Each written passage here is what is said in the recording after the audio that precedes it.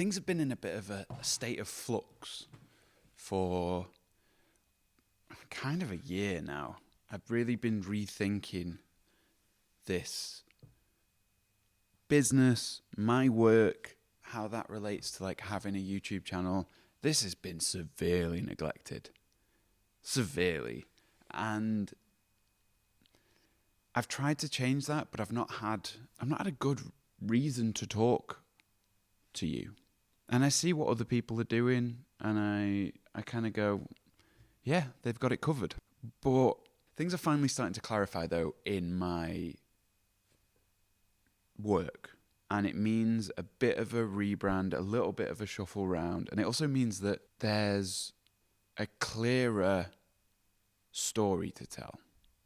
And I think that's important because it does a disservice to you, the viewer, if I'm just doing this kind of scattershot approach to like, here's one video, here's another completely different video. While I may still struggle to put out consistent content, I think I finally can build a narrative around what it is that I'm interested in that will also help you, potentially. So what that means is a change to my business. Not a huge change, not a fundamental restructuring or anything like that, but a focus shift from where I was trying to go with the sort of studio model. I was thinking that was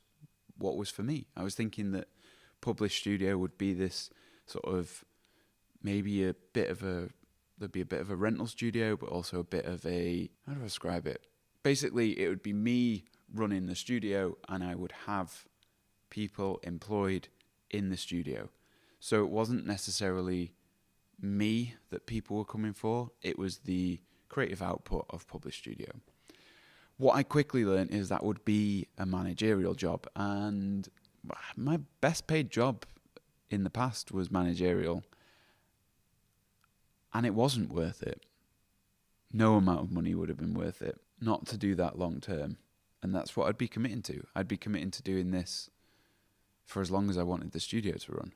So that left me floundering. And that's kind of why I've been inconsistent. It's why I've not had a clear focus. But now I think we're getting somewhere. It means shifting back to just being me. I'm a sole trader and I'm just going by my name. I'm taking this channel back to being called When Will I Learn, which I kind of did a while back, but I didn't really acknowledge it because I really like When Will I Learn. I think it stands as a promise in a way to the viewer. And because I'm removing a brand, i.e. published studio, from my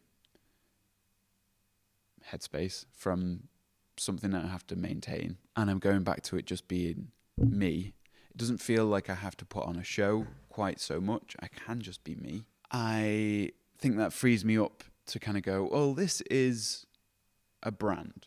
The YouTube channel is a brand. It looks at my job and it follows me along, but it doesn't do it in a way that is only focused on that. Like, I really appreciate the stuff that, like, David Moorfield and Cranky Cameraman are putting out there. Like, I think a lot of people are seeing what they're doing and going, that's where we should be. And I do really like sharing the interesting stuff that I do. The problem that I've run into all the time is that some stuff you're just not allowed to share for months.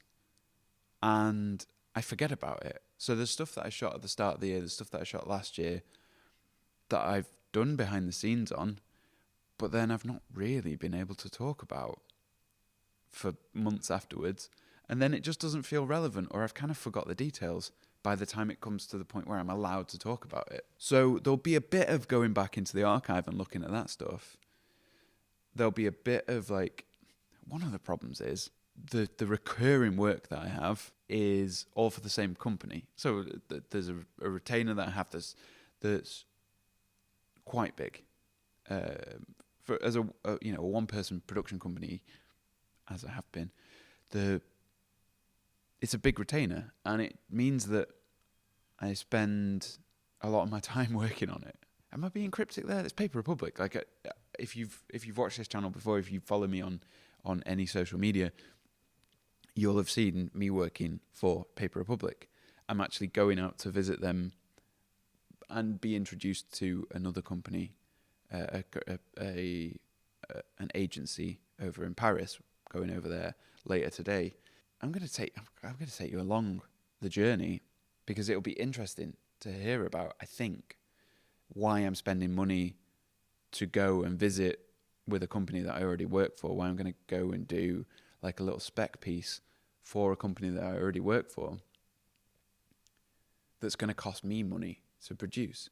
And it's because I'll get into it. Like, long story short though, you need to be showing what you can do, and if they're not willing to pay for that in the moment, or if they're not willing to trust you that you can deliver something that you've never done before, you need to show them. If you want to do it, you need to show them. And so that's what that's going to be. But also it's going and meeting this agency. But yeah, because I work for them a lot of the stuff that I do in the studio is for them. And it's easier to film that stuff because it's remote, because it's in the studio, because I have help on it. And so that's the kind of stuff that gets filmed all the time from my behind the scenes. And I find it it's not boring to talk about, that's unfair, because I find the work very interesting. But it feels repetitive to talk about. But I haven't talked about it for ages. So we'll revisit that as well. Part of the shift, though, is me deciding to be motion first. Still going to do some stills. The stills are the addendum to the motion. Whereas I feel like recently they've been on an equal footing, but it started with stills, and motion has just been getting bigger and bigger as a part of my offering. And so we'll look at how that goes. Because I mean, this could fuck me up. This could fuck me over. Because I still make money from stills. And maybe if I'm saying I'm not stills first, the companies that I work with, when I do stills, maybe they're going to go, well, if that's not your priority, then we'll find someone else who's dedicated to that. So it could backfire. And if it does, I'll let you know. Hopefully, though, we can sprinkle in a little bit of gear to keep the algorithm happy, because as much as it's kind of boring, and I don't I don't buy anything new. Case in point, the MacBook is now two-tone because I'm unwilling to buy something new. I fixed the FS7. If you follow me on Instagram, you'll have seen one of my last posts from weeks ago was that this camera just is falling apart. But guess what? Fixed it. Everything seems to be going pretty smooth now. That monitor that's on there as well, that was broke. The SDI cable just had completely snapped off. Well, that is not the ASMR you want. There'll be a sprinkling of gear thrown in. There'll be my thoughts on the best practice for equipment and how you can create longevity in this job by changing your focus from spending money on equipment all the time to spending money on things that really matter. And I've been guilty of this in the past. I've spent too much money on equipment, and that's why I've had such a big rethink.